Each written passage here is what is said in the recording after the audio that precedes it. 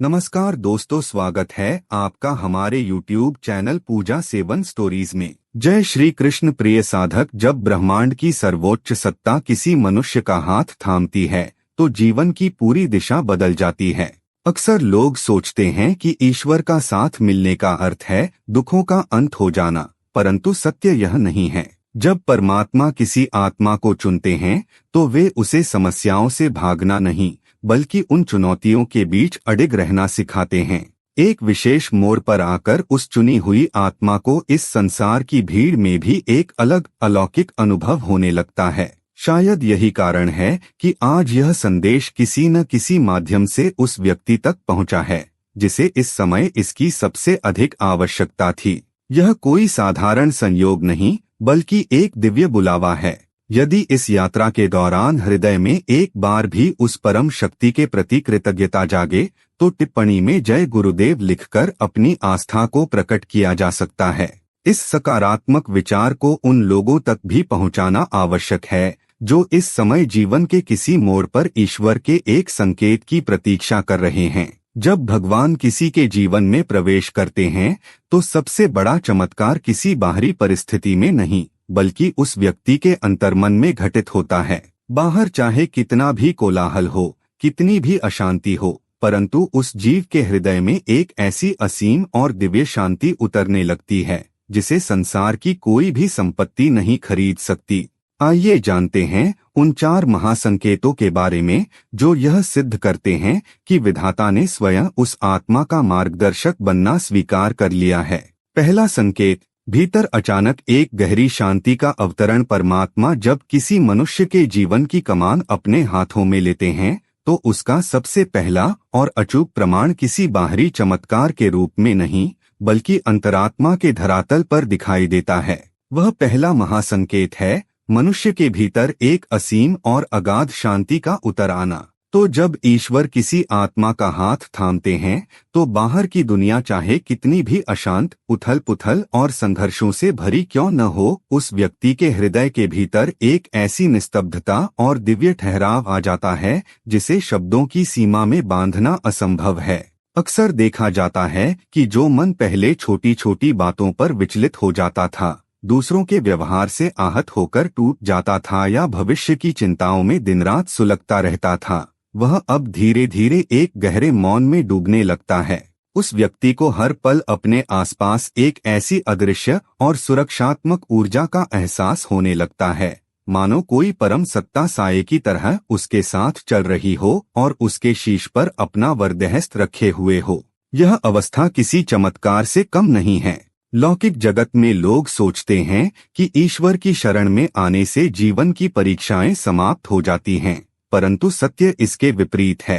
जब विधाता किसी को चुनते हैं तो परिस्थितियां रातों रात नहीं बदलती बल्कि उन विपरीत परिस्थितियों से मुस्कुराकर लड़ने का एक अद्भुत आत्मबल उस व्यक्ति के भीतर जागृत हो जाता है। संकट के घने बादलों के बीच भी उस चुनी हुई आत्मा के भीतर से एक अत्यंत शांत और अडिग पुकार आती है कि सब ठीक हो जाएगा क्योंकि मेरा रखवाला मेरे साथ है। यह शांति अचानक या बिना कारण नहीं मिलती। जब एक जीव संसार के झूठे दिखावों, मतलबी रिश्तों और अंतहीन संघर्षों से थककर पूरी तरह टूट जाता है, तब परमात्मा उसे अपनी गोद में समेट लेते हैं।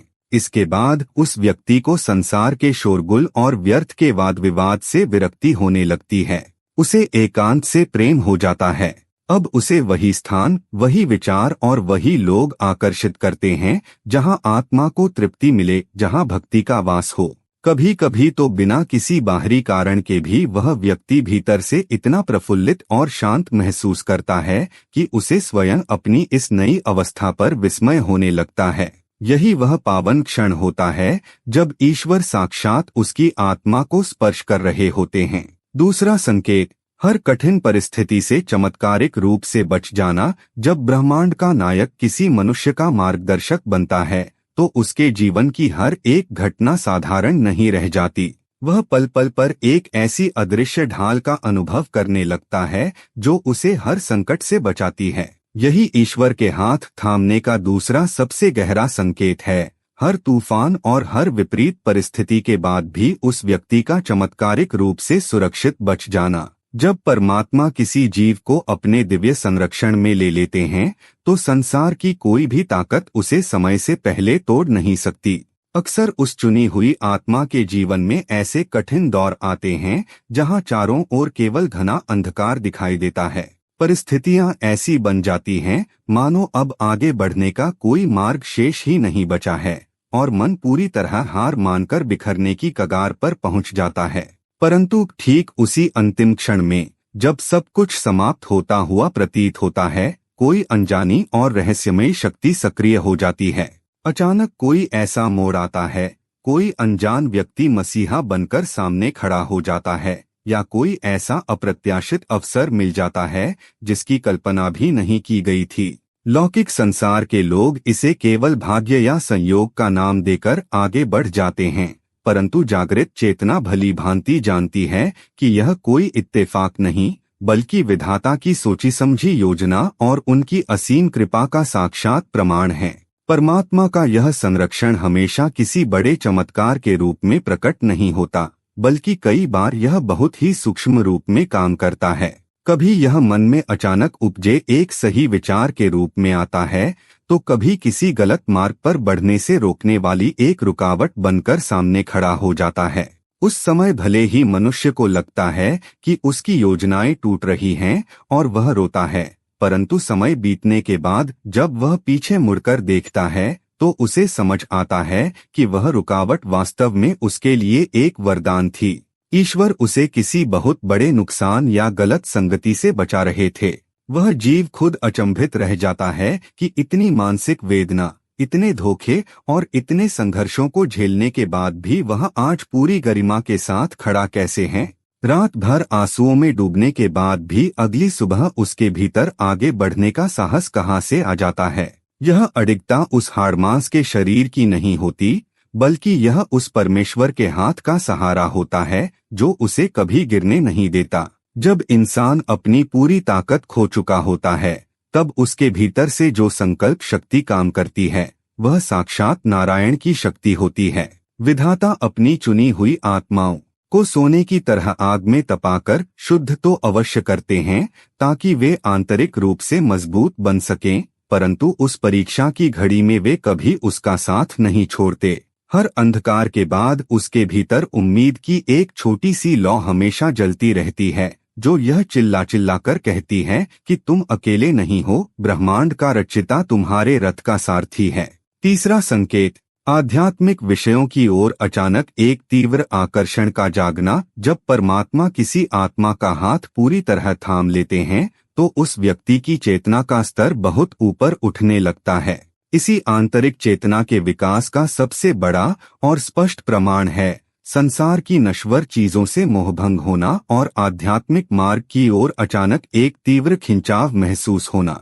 यह इस यात्रा का तीसरा और अत्यंत पावन महासंकेत है। जब कोई जीव संसार के खोखले अनुभवों, दिखावे और मतलबी रिश्तों से भीतर तक थक जाता है, तब उसकी आत्मा अपने मूल स्रोत यानी उस परमेश्वर की ओर लौटने के लिए मचलने लगती है।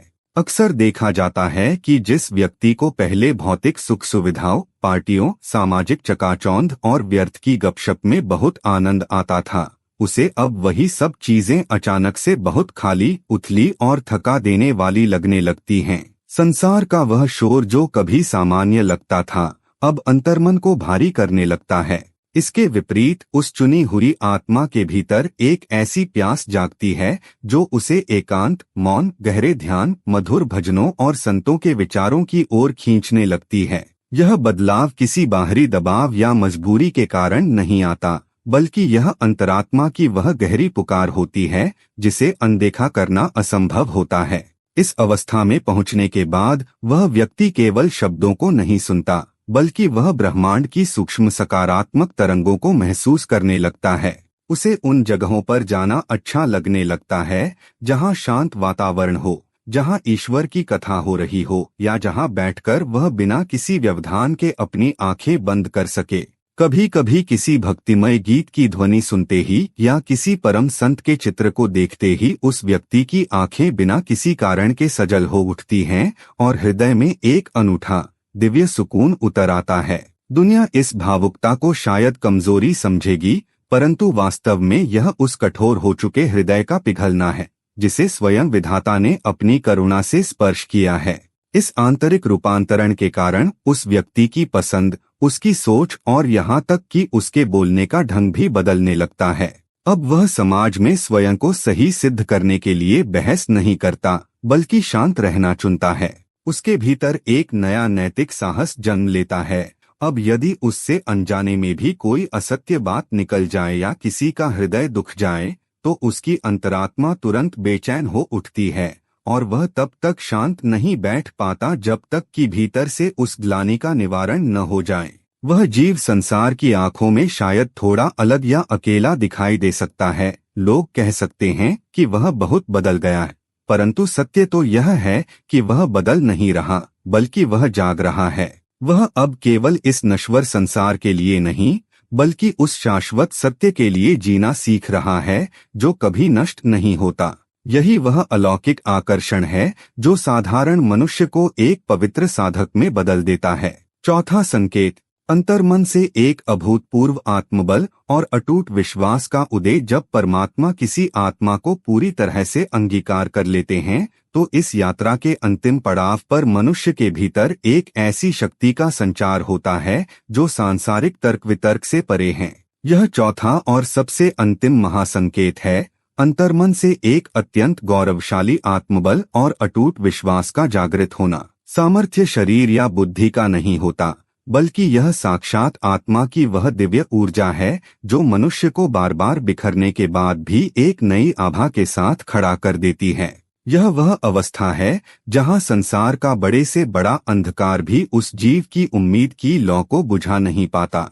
इस अलौकिक स्थिति में पहुंचने के बाद उस व्यक्ति का पूरा दृष्टिकोण ही बदल जाता है।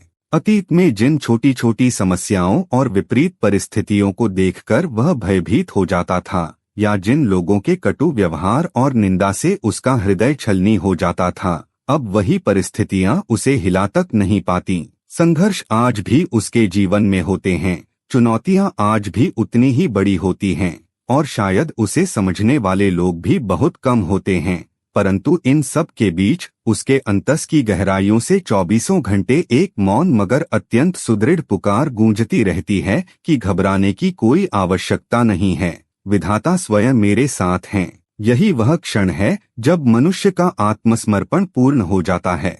अब वह जीवन की सफलताओं में अहंकार से ग्रसित नहीं होता और न ही असफलताओं के दौर में निराशा के गर्त में डूबता है। वह स्वयं को उस परम सत्ता के हाथों का एक अत्यंत सरल और सुंदर उपकरण मानने लगता है। यह अटूट विश्वास उसे भीतर से इतना स्वतंत्र कर देता है कि वह संसार से, परिस्थितियों से और यहाँ तक कि अपनों से भी व्यर्थ की उम्मीदें रखना छोड़ देता है। वह इस परम सत्य को स्वीकार कर लेता है कि इस संसार में मनुष्य का साथ और सहारे सीमित हो सकते हैं, परंतु उस जगदीश्वर का साथ कभी समाप्त नहीं होता। परिणाम स्वरूप उस चुनी हुई आत्मा के व्यवहार में एक और गहरा परिवर्तन आता है। वह बाहर की दुनिया में लोगों के सामने बहुत शांत और गंभीर रहने लगता है, परंतु उसके भीतर परमात्मा से अनवरत संवाद चलने लगता है। अब वह अपनी व्यथा संसार के सामने रोकर प्रकट नहीं करता, बल्कि उस अंतर्यामी के सम्मुख अपने दिल के कपाट खोल देता है। उसकी प्रार्थनाओं का स्वरूप भी पूरी तरह बदल जाता है। अब वह विधाता से धन, संपदा या सांसारिक वस्तुएं नहीं मांगता, बल्कि केवल उनका शाश्वत साथ, आंतरिक शांति और अटूट भक्ति मांगता है। जब किसी जीव की प्रार्थना शब्दों की औपचारिकता को छोड़कर सीधे आत्मा की पुकार बन जाती है, तो समझ लेना चाहिए कि ईश्वर उसके अत्यंत निकट आ चुके हैं और उन्होंने उसका हाथ इतनी मजबूती से थाम लिया है कि अब कोई भी सांसारिक झंझावात उसे डिगा नहीं सकता।